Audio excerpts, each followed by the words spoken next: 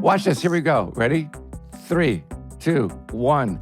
3, 2, 1. Here we go. And 3, 1. 2, and 1. And we're going live in 5, We're going to go 7, 3. 8. There. 4. And we're going to the West Coast in 3. And 5. And 4. 4. 3. You saw it here first. World premiere. In 5, in 4, 3. In 3, 2. 2. Listener, I have to apologize for my co-host. Hey, did we do all the 3, 2, 1s? Yeah. Welcome to SmartLess. SmartLess.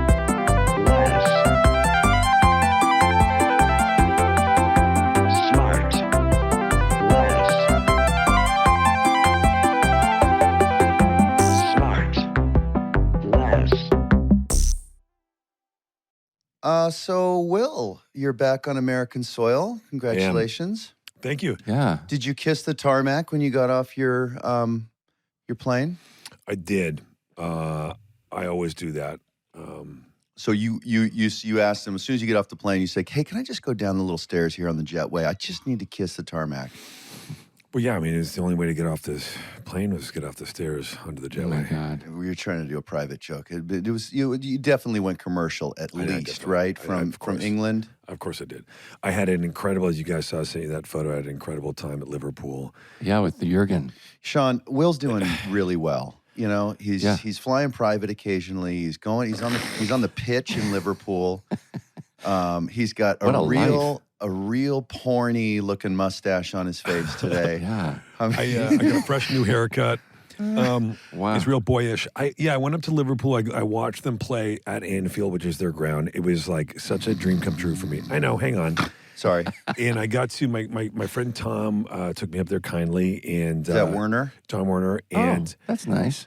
yeah. And Why don't you bring Tom on the show one of these He's days? a nice I'd fella. like to. He's the He's got best. a lot to say. So anyway, know? so Tom is part of obviously the group that they own the Red Sox and they own Liverpool and the Pittsburgh Penguins. Suffice it to say, Tom is an old friend. Jason, you and I have played golf with him a number of times. He's a great dude. And he invited me up to the game. I went up there. It was incredible. Billy Hogan. Did they get a win? They got a big win against West Ham. So it was Oh, they did. That's fun. Yeah, it was really, Shut really up, cool. Sean. Yeah, I was like, super fun. man, I'm 1-0. I said to Jurgen Klopp, I go, I'm 1-0. So I'm kind of good luck, and I guess you have to have me back.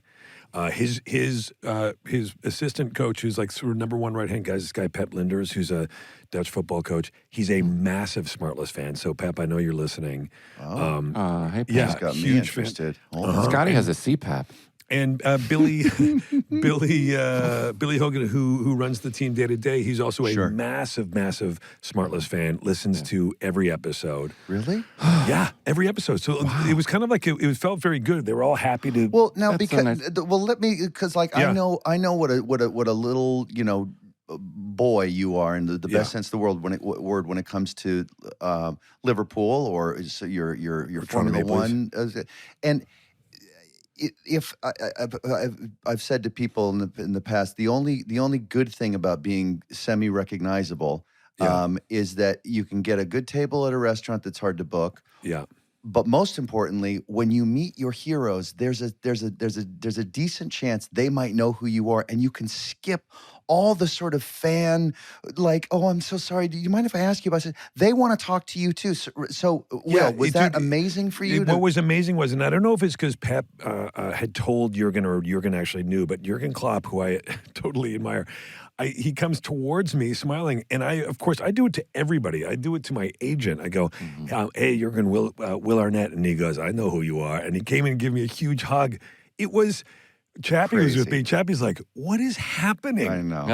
This is so freaking crazy. That's so And- cool. Sean, we got a Chappie mention. Yeah, we got to I know we did, but we're, SmartLess, we are the official podcast of Liverpool Football Club. Yeah. That's so exciting. Yeah. I got a flat tire yesterday. Should we get to the guest? Yeah. No, hang on. Sean. Sean's By the way, cooking with gas this here's the other morning. thing I was going to say. So I come back stateside, as we say. Good. So and there's more? Sean's juggling his bosoms. I come back and I start watching football and American football. Yeah. I see you two clowns every 10 minutes in your... Sorry about that. Yeah, in your Verizon spot. Yeah. You guys, I love you guys both. And you're in there and you're hilarious. And you guys have obviously great chem. And the great Will Speck and Josh Gordon directed Yeah, it. well, yeah. And Those guys. it made me so happy Here's to the see deal. you guys. The problem is that, they came to us because the iPhone and Verizon is a fan of SmartLess. So they thought to come to us. The reason, listener, that Will is not on that is because he's got a prior commitment with a phone company. Yes, I have, Jason, you're right. I have a prior commitment with a phone company. But what was fun There's was more money for coming- me and Sean, basically. Yeah, and coming home and coming back and seeing you guys on the air, it was like I'd been gone, and then I'm like, and because it was Monday Night Football, I was like, look at these guys, look at these clowns. Sean, you were very friends good. while You I were was very gone. good that whole day, Shawnee. Well, likewise. Now, wait, was likewise. that the first time? Sean, it's the first time you and I have acted together, right? I think so, yeah. I think it was, I mean, yeah. we did the doc and everything, but that was just us playing. I guess we were playing ourselves in this spot, too. But Yeah. anyway. But it was you were- fun. It was you so were a real dream. Good God, you made me laugh hard. Well, you both, first of all, you both look, and Jason, I want to say that you didn't look great. You look great. You did not look puffy. Really? Yeah, Yeah, you look you very look I think there fine. may have And been a little Sean, bit of you- help in post-production. I to look like I smooth could out use my some help. eyes, No, just a Sean, little you bit, always just a look little good. under the eyes. I think No, in that's post-production, okay. No, they may have done it. It's called puff production. Yeah, puff production. But I don't know. Listen, you got to be pretty on TV. Yeah. Sure you do. Guys, Yeah. let's get to our guest, okay? Okay. This person's got stuff to do. Today's guest is a Grammy winner. What? Just Yep. bring him on. She has a degree from Stanford. She's a gifted fisherman. She's got part Dutch, Canadian, English, Irish, Russian. She plays volleyball, basketball. She also has multiple Emmys. She's a What? Rhodes Scholar and earned a doctor of philosophy and politics from Oxford. What the heck? She's written 4 books, had a crossword puzzle in the New York Times, had her own radio show, a couple of podcasts, and her own TV show. What's happening? She's a hero to some and inconvenient to others. Please welcome Robert and Elaine's daughter, David's sister, Susan's partner, and one of my personal heroes, America's own Rachel Ann Maddow. Oh, my God. Yeah. Hi. Now that's a booking. That's a booking. That is- I'm like going to cry. I'm going Yes. to cry. Cry on me. This is crazy. This is a top-notch booking, Top baby. notch. I know. How I did know. you get to me by saying you got to be pretty to be on TV? Okay, let's go to that's the the guest. I thought segue. that was cruel. That You're was- This is so very, cool. Rachel, I've been very mistaken for you so many times. we should check in the morning about who's using the haircut today. That should be noted until he talks. Oh my God, that reminds me. I'll never forget. Will Amy cracked me up one day. She said, "What didn't she call herself? She made some? She said, I'm the female Chris Matthews." Who said that? Amy Poehler. Did she really? Called herself that once. I thought it was the funniest thing. Actually, that's kind of a good party game. Which MSNBC host are you? That is not bad. I saw you, Rachel. I saw you walking down the street in New York one time, like a couple years ago, and I I have was a like, creepier start to your story. Keep going. I was following closely behind you in a van down 6th Hard to Avenue. see I through the could bushes. smell you as you passed. and I was like, hey, Rachel, screw it. And I was like, no, I can't. I'm too nervous. I was too nervous. Was I doing something weird, or was I No, like, you were just getting walking. groceries or something? You're just walking. Rachel, I am so excited that you are here. I will, with all respect to all of the guests that have been nice enough to say yes to my invites, I will say you're 1 and 1A with Radiohead for me. Oh, wow. Will, Sean, Yeah. can you attest to that? Yes. Yes. Yeah, Jason Yeah. talks about you all Uh-huh. the I mean, time. all I He does. do is watch MSNBC. It's true. Yeah. It's true. It's 12 hours a day. It's true. Do you think you are Joy Reid if you had to be one of us? There isn't anyone I don't love on that. It's anyway. I think if I am any other host, I think I'm Chris Hayes. Yeah. Chris Hayes hangs the sun for me. I could see that. You guys seem. I've seen you guys sort of go back and forth a little bit over the years, and you seem like you guys legitimately get along very well. That you see eye to eye. Yeah. Very collegial workplace here. People like each other. But now we no longer have the handoff. No, you're only 1 day a week, and that 1 day a week you're leading now is Jen Psaki, another past guest of Yes, ours. right, yeah. I loved So- her guest with you guys. Oh, good. That was She's a great awesome. conversation. Now, do you think she's going to be as good as at the on-time handoff as Chris was? He was never late with you, ever. It's He was so true. good about cutting off guests and getting to you on time. So humbling because he made such an effort to always make sure at 9:00 I was ready to go. Whereas I'm always traipsing like a minute and a half into Lawrence's show. Oh, like, you do 10 minutes with sorry." Lawrence on his because he makes sure he's got to tell everybody who he's got while he's still got your audience, which I get. I would do the same thing. Wait, I got a question, Rachel. It's kind of to that point when what's fascinating to me about what you do is how you fill in the gaps and you constantly have something to talk about endlessly. Like Is that how much embarrassing? of that is like on a prompter or on a card or on a card, or you just like, you've done how much research before every single show? Are you just filled with education in your brain where you can just keep She's talking not about winging it like we do. I don't have any other life. For example, like I don't have like things.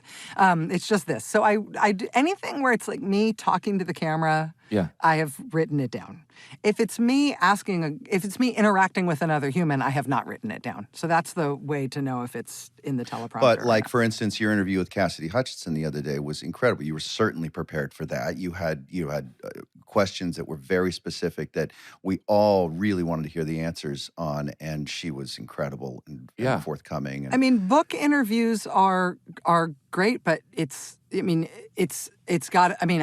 I'm only interested in talking to people about a book if I'm interested in the book. And so I've always read the book. And so, but once you've read the book, you don't have to do that much other preparation as long as you grok it and you kind of understand what's going on. Rachel, explain to the guys what a book is. Yeah, what does that mean? Neither of them reads ever. You read it's an entire alarming. book for one interview? It's alarming. It's just stunning. It's I like know, if that seems you know how stuff gets stapled together, you move the staple to the long side of the paper. You still don't have them. And it's left to right, top to bottom, Put right? it in TV terms. Just put it in like a television program. Imagine a television program, but all the dialogue was. How else would I do? Crunched into.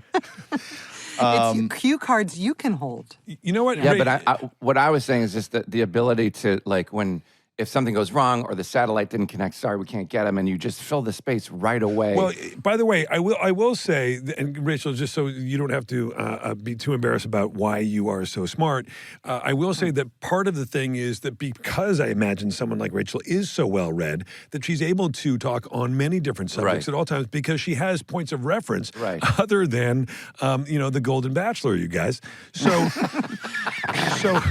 which is can't embarrassing wait to for the start two of watching you. that. I know, neither can I, by the way. Neither can I. I've never watched any of the Bachelors. no, never. that And I show. want to watch that one. too. Let's do it. What does it take to be golden? How old is he? Over 50? He's 72. You know, they No, had the is he Golden. really? They did the Golden Bachelor once in Germany, but that was different. It was a different show. Here, get ready for the joke. So Here we go.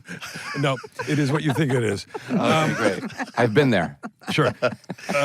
No, but Rachel, you have said, and when I say that, I'm talking about my research on Wikipedia, that you think you have an obligation to, since you have a light on the camera, that you need to have something to say when that light comes on, and you're very responsible in making sure that you're prepared, and you're brilliant at doing that A block where you are giving us some story we have no idea what the hell you're talking about for a few minutes in the best way, and then you land the plane and contextualize what this story in history was as it pertains to something that's going on today. Yeah. And it's love just thank you for that. You hold my hand every night or once a week now. Damn it. It's just, that's the way that I learn. Like, if something's going on that I think is interesting or important, I want to be able to say why it's interesting or why it's important. And usually that involves some sort of origin story or some sort of historical analog or something like that. And so that's usually where those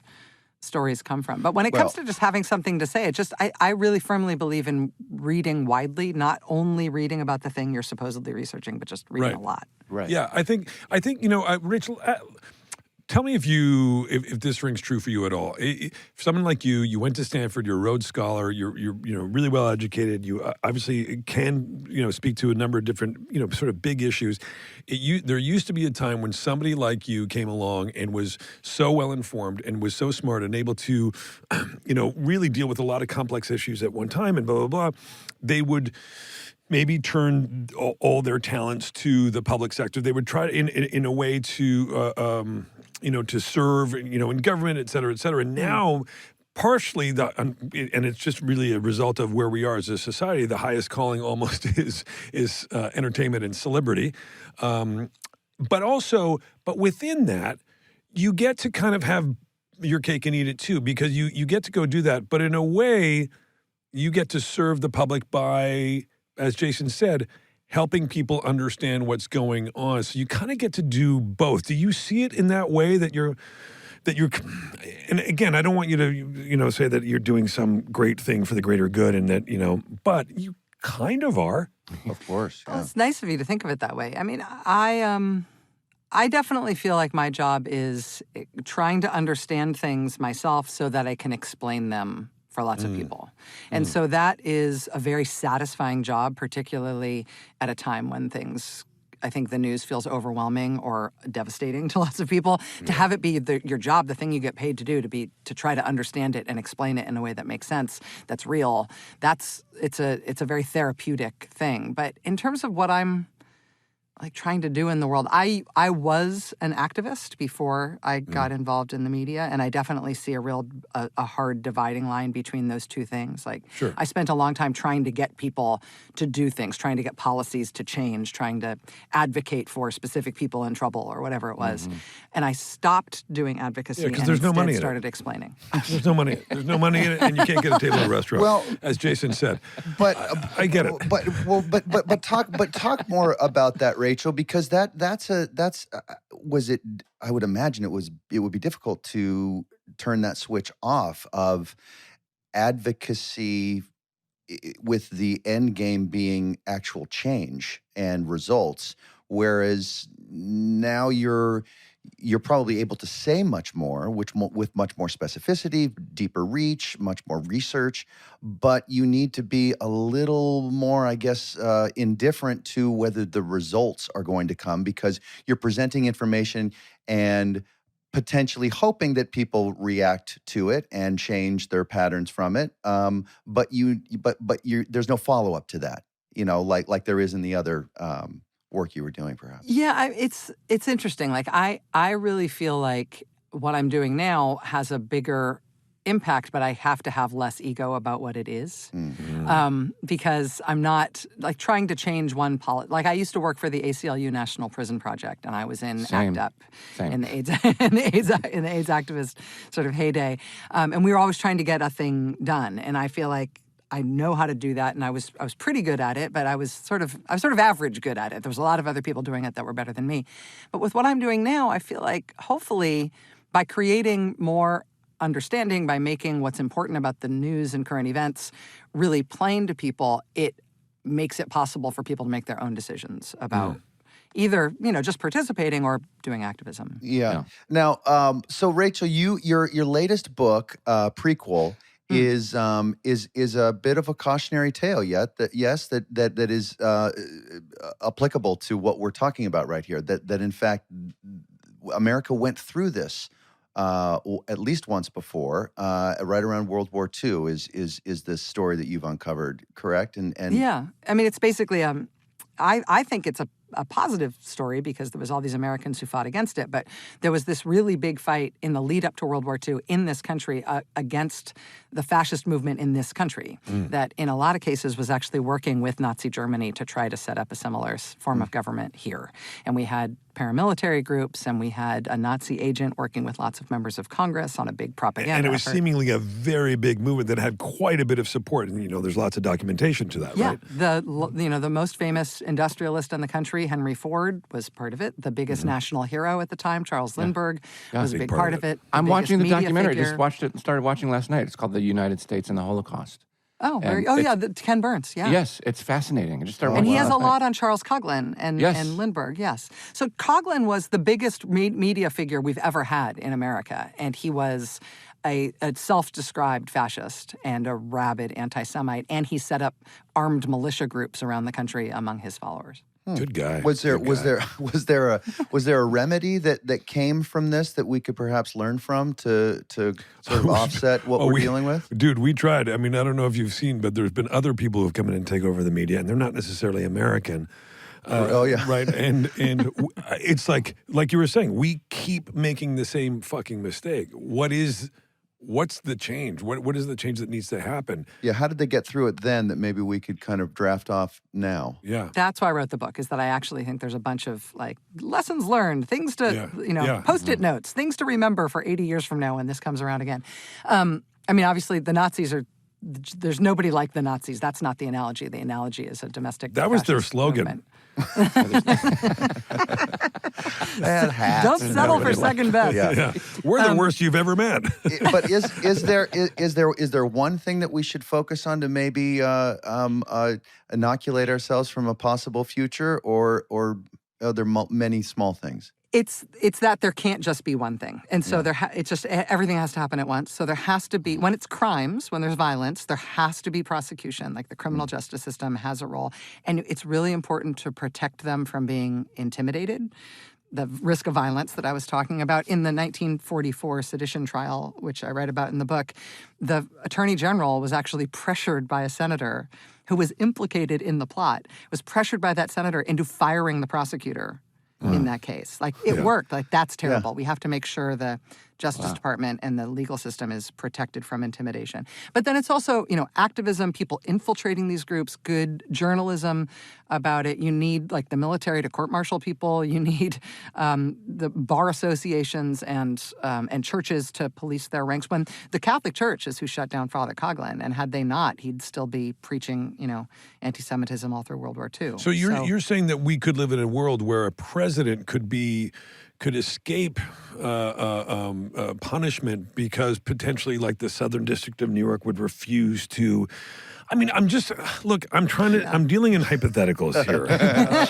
Well, maybe what might be even more apt, another book that you wrote, Bagman, correct me if I'm wrong, is the Spiro Agnew, that there was a deal offered him that may or may not potentially be a precedent for what could shape the possible conclusion of any sort of Trump sentencing? Well, what happened with Agnew is that they hit him with a 40-count federal indictment, which sounded amazing at the time, and now we're up in the 90-something count federal indictment, and so he sounds like a piker.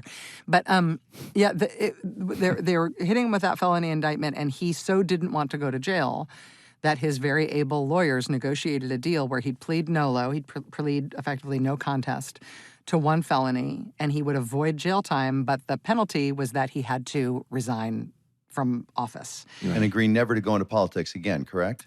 I asked the prosecutors who were involved in that if that was a contingency, if they said you can never run again. And they said, we never thought that we would ever have to put that in writing, because who would ever think of voting for somebody who'd been charged with felonies? Wasn't this right at the moment where they were pretty sure Nixon was either going to resign or be impeached, and that, or die, and that Spiro Agnew, with all of these, what was it, tax fraud or something like that, that the possibility was strong that he could end up in jail as a result of that prosecution, but then be appointed president because Nixon was on his way out, and they didn't want a president to be incarcerated. Yes. Because it would just be a nightmare. So they offered him this deal. Or am I getting any of that? This whole idea that you can't bring a prosecution against a sitting president, that whole idea really was crystallized and formalized at the Justice Department around Nixon and Agnew, because the Attorney General at the time, Elliot Richardson, is one of the people who was getting, like, middle of the night drunken phone calls from Nixon, ranting and raving and seeming like a crazy person. The Attorney General thought he was in such bad shape that he was going to die, and that Agnew was going to be elevated. And it was tax evasion, but it was also bribery and extortion and all these other corruption crimes. And they thought, my God, we've got to figure out a way to get him out of there. But there's also that thing, they probably never imagined it, Rachel, because there was a thing back then that people had that was called shame. They'd reach a certain point, and now people are so How do you spell ashamed. it? Yeah. Where they'd be like, even a guy like Spiro, he's like, I'm not gonna go fucking do that. I can't do that. That's indecent. At the highest level. I've done a bunch of other shit, but doing that now, it doesn't matter. All of that is out the window because of. Yeah, you can't assume that. That's like such a dumb question to all of this is like, why do people go into politics? I don't understand. The second you get elected, you got a target on your back, and then they're involved in everything we're talking about. Where I'm going to get you, I'm going to sue you, I'm going to sue you, and it seems like an endless game of that. I mean, you can do good stuff in politics. Yeah, I like mean- government can do good things, but a lot of people go into politics because they want power and they want ego. They want to have their ego stroked. It's certainly not for the money, right? Doesn't an average senator make far, far less, probably a tenth of what they could make in the private sector being a lawyer? Most of these senators would be the top lawyer in their district. So they're taking a big pay cut. So it must just Although be they for all power? seem to do very well after they leave office. Yeah, don't no they? kidding. Yeah. You ever seen a poor ex-senator? Yeah. What did they call Menendez? They go Gold Bar Bobby or something like that. I thought it was pretty funny. Now, all right. Well, Rachel, let's go back. Let's go back to the volleyball and basketball days. And getting sort of now your father was Air Force, I believe, and your mom was in education.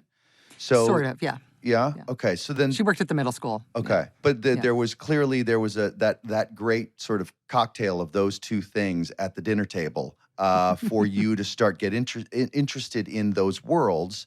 Yes, and did politics, was it an early passion or do you find it later? No, not at all. It's interesting. We weren't like a kids book kind of family. Yeah. Like we didn't have that. That wasn't the vibe. Like my mom is grew up on a farm, very poor in northeastern Canada. My dad was the first person in his family to go to college. Take My it mom- easy, Will. Take it easy, Will. Wait a Take it second. easy, We're going to Will. pause. Oh. Your mom's Canadian? Here we go. Yeah, she's from Newfoundland. She's from Newfoundland? Oh, Yes. here he goes. Oh, thereby. I'm going to say, I'm Canadian. I'm from Toronto. Yeah. We're going to say hi to all our buddies out there in Newfoundland, thereby. Hey there. Yeah. Hey, Torbay. Yeah. Hey, Gander. No way. Yeah. Yeah. That's Fantastic. amazing. Yeah. Big family, lots of sisters who are nuns. She didn't want to be a nun, didn't want to be a nurse, afraid of the sight of blood, and didn't want to be a teacher, didn't much like children. So she left, came to the United States, ended up meeting my dad when he was in the Air Force. Yeah. But yeah, I sort of grew up reading the newspaper and sort of was like more interested in news. But then by the time I was sort of figuring out who I was in my teenage years, it was like the real height of the AIDS crisis, and I was coming out as gay, and I was growing up in the San Francisco Bay Area. And so I kind of just like got really swept up in AIDS activism really early on. But did you guys talk about current events and stuff at the dinner table? Were you that kind of family where you talked about what was going on? No. Not really. Wasn't No. really like that. No. I mean, great. I mean, my parents are fantastic. They're my favorite people in the world. But it just wasn't that kind of a vibe. Like, I think they were as surprised as I was. I also didn't start doing anything in the news media until after I was almost done with my graduate degree. I just was on a totally different plane. My first news job was there was an open on-air audition to be the news girl on the Morning Zoo radio show next to the town that I was growing up in. No way. Drive time. No way. Rachel Maddow on the Morning Zoo is the I was greatest. news girl was my title. No way. All right, we're here with the Weasel and Woody, and here with Rachel. Here's you, girl. Wait, Sean, your dad was in the Air Force, right? Yeah, he No, took not off just real because he fast. took off. Yeah, it's Yeah. because he took Yeah. off. That's why I thought that. Right. But sorry. Rachel, what drew you to like want to even do that? What drew you to be like, oh my God, I want to try that zoo news review, whatever. that It is. was a dare. I was staying with friends. New news. I was staying with friends, and I was doing odd jobs, and I was terrible at all of them. I was doing deliveries, but I had a car with an electrical problem. So unless I could leave my car running and it would not stall out, I needed a jump every time I needed to go to You a got new to park delivery. on a hill. Pop the clutch. It was really I bad. had And that so problem too. I worked at my friends had a coffee roasting company, and I like installed some plumbing backwards in their plant and made a faucet blow up, and that didn't like I just had really bad jobs. And so my friends who I was staying with said, "Oh, this morning show we listen to, they're doing this audition," and I auditioned live on the air, and I got hired and that on the spot and started the next day. And I just loved it I was Wow. just reading Associated Press, like rip and read, top of the hour news copy. I And was you like, just I couldn't wanna get keep enough. doing this. Yeah, that's so cool. Amazing. But then, though, I'm going to jump way forward. Then now, flashing forward, you find yourself as a panelist on Tucker Carlson's show on MSNBC. And how I don't remember him on MSNBC. You came on my radar when because I was a big, still am an Olbermann fan. You were on there often, but what was it? What was Tucker? The same Tucker back then, or was he on the left? No. He wasn't on the left. MSNBC wasn't really. I mean, Keith is what made MSNBC liberal, right? He did great. He sort of came out as a liberal, did a great job. His incredible broadcasting awesome. talent, Yeah. and he, especially the special comments, kind of cut the path through the jungle in terms of making MSNBC have kind of a liberal identity. Before that, it really didn't. And so Tucker doing the late night show on MSNBC, it was like MSNBC was just politics. It wasn't any one lane in politics. I think it might have been his immediate post bow tie job. Yeah. Like I don't think it was. I think he was post bow tie. Post bow tie, yeah. That's the delineation. I think that he became the Tucker that we all ended up knowing when he realized how well it paid to be that guy. And I know that's a cynical thing, but I truly believe that. I don't know the guy at all, but I'm really good at judging people harshly. It's kind of a talent. You should hear me talk about Elon Musk. But I will say... I love that. I will say, let me ask you, Rachel, when it comes to Tucker, do you miss him? I'm real busy. Yeah, I know. Well, that's good. He and Bill O'Reilly must be doing something. But thank God that Keith came along and exposed us all to you and was such a big advocate for you. And so you ended up being on Keith's show quite a bit, and then guest hosting for him quite a bit, and enjoying it, and him enjoying you, and MSNBC enjoying you, and then your show took off. Yes. Yeah. So it was interesting. One of the things that Keith did for me was he said, you should use my agent. And I never do that. I stop my agent from representing anybody who I compete against, but you should use my agent, which was a very generous thing. Wow. She's fantastic. Her name is Jean Sage. She was my agent forever and ever and ever. And Jean convinced the president of MSNBC, Phil Griffin, to hire me. And the fact that I had done so well perceived to have done well on Keith's show, I think was absolutely the on-ramp there. But then I started at 9 o'clock right after the 2008 or right at the 2008 election. And then that's what I've been doing ever since. Only recently did I scale back from 5 days to 1 day. But we just turned 15. Yeah, that's awesome! Congratulations! What a Quinceañera. great accomplishment. Yeah, and but now you're leaving yourself open to pursue all the many other things that you're doing with the writing and the podcasting and et cetera, and also finding time to live a life and fish with Susan. Trying, right? And what do you guys do? You guys do something? Susan is your wife. Are you comfortable telling us that it just dumbs it all down? I mean, are you waiting with bated breath for the Golden Bachelor or crap like that? I say with all respect. We are such old or at least as much respect as you can muster. For Exactly. What do you guys do to dumb it down? We are you familiar with the Great British Baking Show? Yes, of course. Yes. I think it's the greatest television show ever made, but I also haven't watched much television. No. So I don't know, but you. it's my perfect drug. It's my perfect. Does it get you then to the entertainment kitchen to try your talents at the same stuff? Oh no, I can only make drinks. Got it. Do you read a book while you're watching TV? What's your favorite drink? If someone's going to bring you a bottle of something as a gift, you're coming over to Rachel's house for dinner, what do they want to bring you? Is it wine? Is it? Yeah, I mean, I don't drink vodka, but other than that, I'm pretty good. Really? I'm pretty equal opportunity. But I also feel like I used to be. What's the vodka story? Was it at what point was someone holding your hair after vodka? No, I just don't like it. It tastes like a cleaning product to me. You know how some people have that with cilantro? And people always say vodka has no flavor. I'm like, it does. And it tastes like it's under the rim. It's funny. I have this image of you and your partner, Susan, because our friend Eli is a friend of all of ours.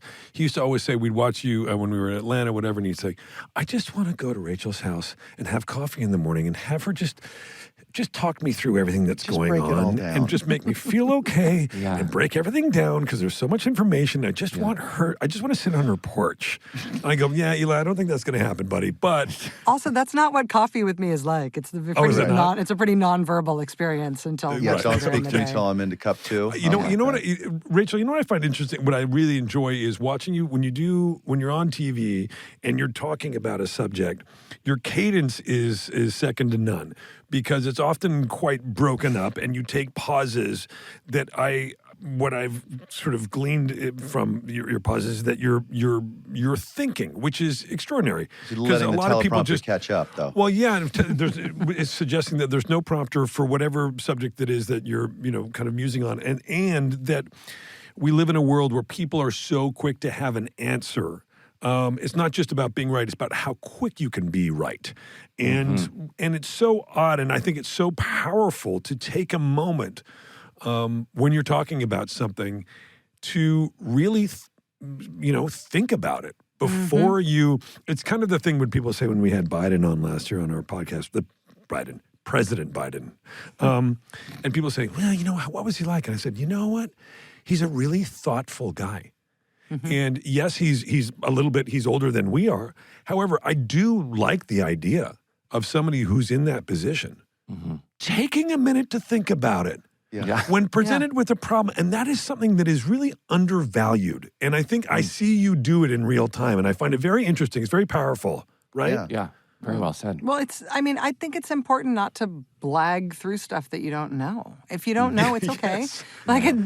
Don't make it up. It's okay. We can find somebody else who does have the answer if you don't. But even if you're being asked your opinion on something, I think there isn't value to just singing it out in the right tempo. There has to be a reason that you're there. There has to be a reason that you're worthy of being asked and worthy of the attention. It's why I don't put on, on my shows, I never put on people to fight. And if somebody lies on the show, I don't invite them back. I feel like I'm offering my audience a chance to hear from somebody because I think they have something valuable to say. All right, I'll do it. Enhance our understanding of things. See? Yes, you can. Boy, you really misplayed that, Sean. She was... Wait, Rachel, do you think because, and then I want to get back more to you, but do you think now is the time more than ever in a long, long time for an independent to win next year? Because it doesn't seem like what I'm feeling is people aren't excited about either side. I'm excited about one side, but a lot of the people seem like they're not excited about either side. And I thought, well, gosh, what a perfect storm for somebody to break through right in the middle and run as an independent. We really have a de facto two-party democracy, though, and so trying to bring about an independent candidacy at a practical level, all you're doing is deciding which of the two parties you want to have that proportion of the vote shaved off of. Yeah. So if you bring on an independent who's going to appeal to Democratic candidates, you're just making it more likely that President Biden will lose. Yeah. And if you bring on an independent candidate who's more attractive to Republicans, you're making it more likely that probably Trump will lose. So it ends up in real politics just being that. And we can reimagine the American political system using instant runoff voting and other things that are now being tried in some states so that there isn't that spoiler effect. But right now, while it exists, the only purpose of an independent candidate is to take votes away from the major party candidate who they are most like. Will there ever be a world in this country where they will blow up the Electoral College, that system? Will that ever happen? Maybe. I mean, there's all sorts of counter-majoritarian things, like things in our system where the majority votes for a thing, but they still don't get it. Yeah. That are starting to be really, I think, overexploited by people who want different types of minority rule. So that's gerrymandering, that's the Electoral College, that's other forms of abuse of the legislative system.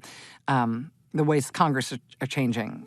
Republicans, broadly speaking, are using them in ways that are against voting at a very level. Like a Democrat gets elected governor of North Carolina, and so the Republicans in the North Carolina legislature take away all the powers that the governor has. Yeah. Right? Yeah.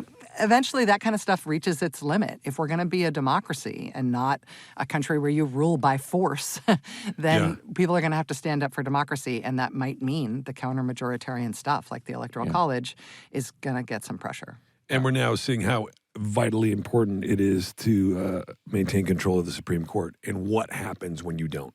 And, using underhanded and duplicitous and hypocritical tactics to get your majority on the Supreme Court pays off for the life of the justices. Turns out. That's a bad precedent to set because you've now set the bar that any means necessary for getting a justice onto the court is effectively justified by what the Republicans did. Right, and we're not talking about necessarily. By the way, it should be noted to our listeners, who were put off by us talking in this way.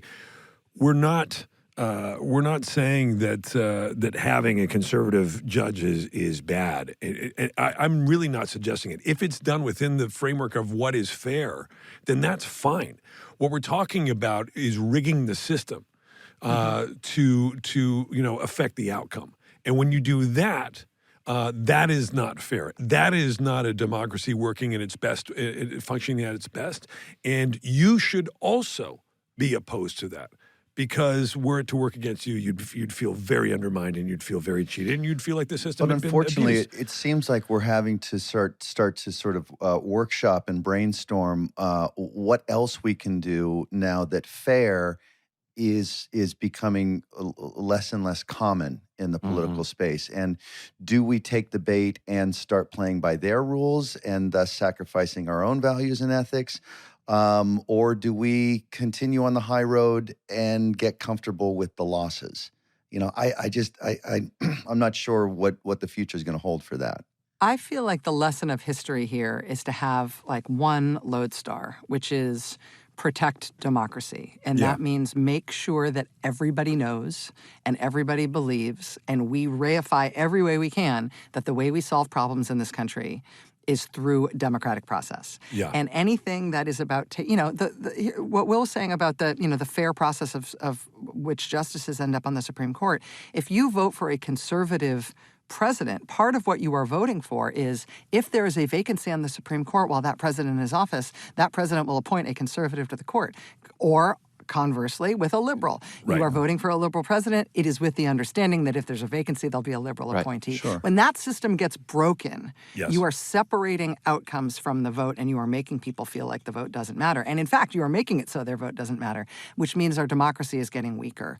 Whoever wins or loses any particular fight, the connection between people's desire and the outcomes they get from their government should always be the lodestar, because that's the thing that's under assault from people who want authoritarianism and rule by force instead of rule by vote. That's right. And so to that, can you, I hate for you to make a prediction, but what do you think is going to be the lifespan of Travis Kelce and Taylor Swift? Is there any way that was thinking the this same makes thing. it to the playoffs? Right. I mean, I'm all into it. It's a hard really knock exciting. life. Really, this He's is a very tough one. large man. He's a very large target. There's a lot of ways to make him Yeah. feel. I No, don't know. you're This is a good. tough- You're good to avoid an answer on that one. Now, Rachel, I'm sure that there's a team of incredibly gifted people that you get to work with every day, or maybe not every day now for your show, but No, every day. yeah. What is your favorite part? I won't ask you to take us through your entire day because I'm sure it's a lot. But is there a favorite part of the day that is potentially completely imploded when there's some breaking news and you got to toss it all out? Yeah. What's your favorite part of that collaboration? Part of the reason that I left doing 5 days a week and went to 1 day a week is that I felt like my thoughts were getting shorter, that I was starting to think in short thoughts without any. I wanted to think book-length thoughts instead of tweet-length thoughts. Yeah. And so now that I have this new schedule, I'm spending a lot of time and I'm working on a lot of projects that involve me reading a lot of books. And so I'm often I look like I'm going to get smothered by a collapsing pile of books about Nazis at any time of the day. But to have to dig myself out of my home library where I'm dug into something going on in the 1920s in Mexico, and then have to jump into wait, the bankruptcy court judge said what Right. about Trump Soho? Can be a little weird. Yeah, so you must have an incredible team of researchers that can keep you up to date and or answer questions when you have them about what are the legal ramifications of X, Y, or Z. I mean, it's probably never ending. Well, MSNBC made a good decision I mean, in the Trump era, everybody in the news had to become like a jailhouse lawyer. Like we all had to learn all this stuff because there's all. You mean the same way that we all became medical experts during the pandemic? Yeah. Yes, exactly. Yeah. We all developed ersatz expertise. Yeah. But the MSNBC did a really good thing, and they hired a bunch of lawyers, both as on-air correspondents, but also as off-air consultants to help us process and understand and be correct about analyzing. It used to be just Supreme Court decisions you'd have to deal with, or an occasional like true crime thing that captured people's attention. Now it's the president in potentially going to jail in 4 different jurisdictions. You need to know. You need to know a lot more with a lot more specificity. You might enjoy this. This is a little bit of a tangent. We can always cut it. About 6 months ago, I was in Atlanta with Eli, and we got into an argument at breakfast over there at the OK Cafe, which is a terrific diner. Picturing you and Eli in an argument is already funny. Yeah, and our buddy Bob. And we were sitting there, and I said, I made the point that... Was Chappie not there? Chappie was not there. He was at Landfield with Jurgen Klopp. Oh, God. And I brought up the point that ignorance of the law is never a defense, as you might know. Rachel, you know that probably. Mm-hmm. And it's just not.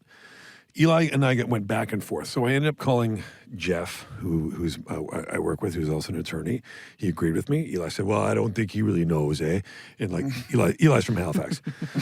So then we called my dad, who's retired for many years. And my dad said, well, actually, Willie, yeah, you're right. It's not ever a defense, and et cetera. Eli didn't believe me. So we had a little bit of time. Eli went to the bathroom. Bob goes on, what's that, Cameo. Sure. Yeah. Oh God. And we finds out that for $100, we can get Alan Dershowitz to do a cameo. So we put in the message. We said, "Hey, everybody, just graduating from law school. It's kind of an inside joke. Tell our buddy Eli about whether or not ignorance of the law is a defense." And Alan Dershowitz does this fucking cameo within 20 minutes. That we sent to Eli. He goes, in the job. By the way, he did it from his home. Within 20, we're still in the argument, and he gets an email from Alan Dershowitz saying that it's never. How fucking great is that? So what did Alan say in the cameo? He said, I was just getting a massage. I just, he never took the clothes off. These are quotes. Well, what a cameo. But he agreed with it. He said it's never, ignorance of the law is never a defense.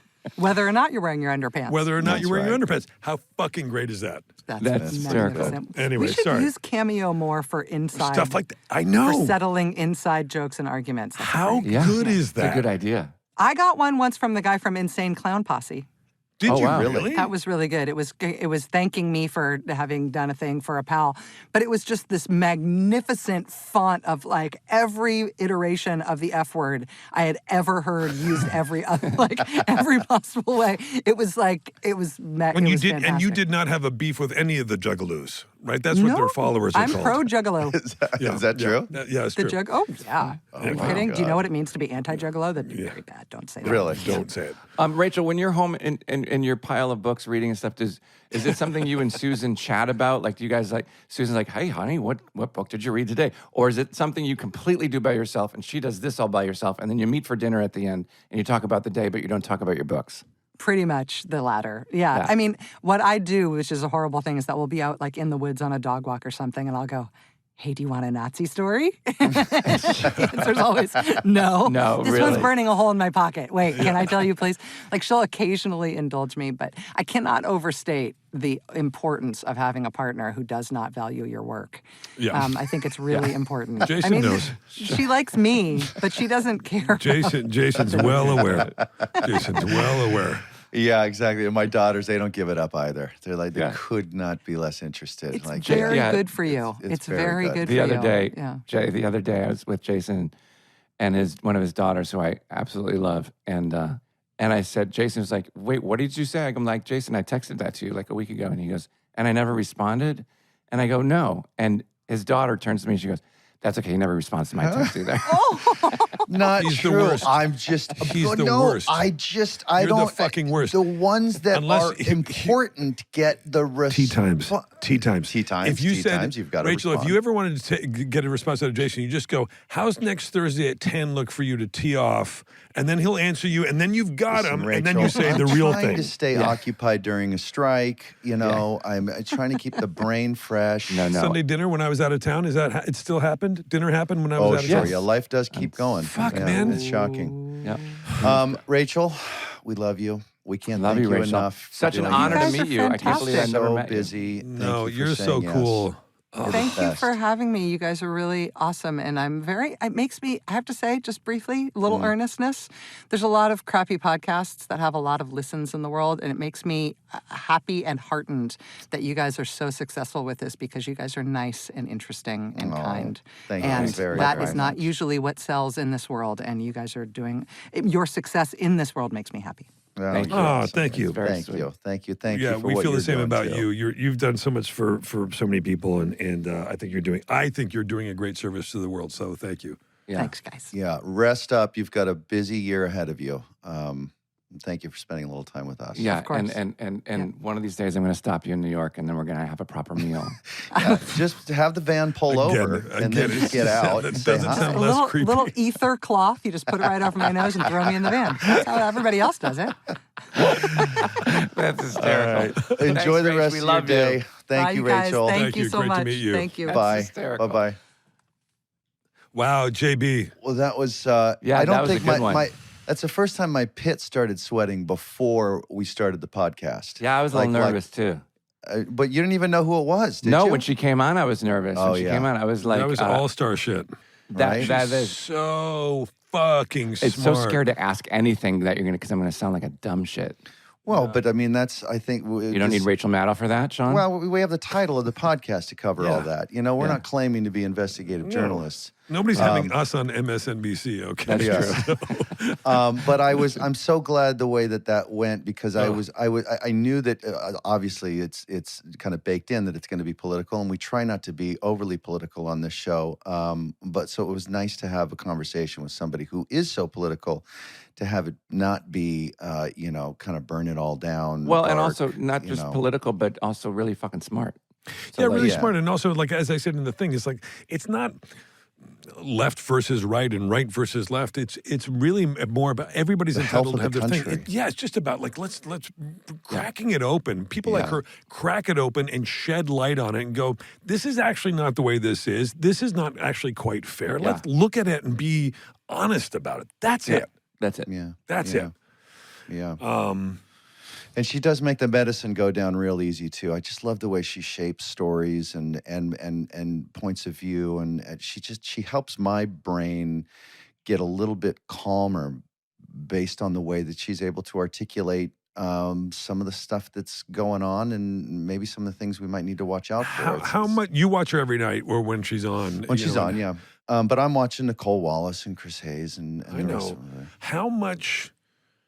How much more do you think that you could get from it if you had less gummy? What I'm trying to do is gummy to news. I'm trying to offset. See, there's a combo there that I'm trying to get What's right. the right mix? Well, What's the because perfect? I'm not able to really comprehend a lot of what I'm listening to or looking at, so there needs to be a tonnage Well, 'cause of you're- information you're coming in. high as bejesus. I mean, It's not true, listener. He's really taking I a run at me. know. I took one on Sunday. It was delicious and it was amazing. Did you? you had one? I had one on Sunday with Jay. Not Jason didn't have one. I had one.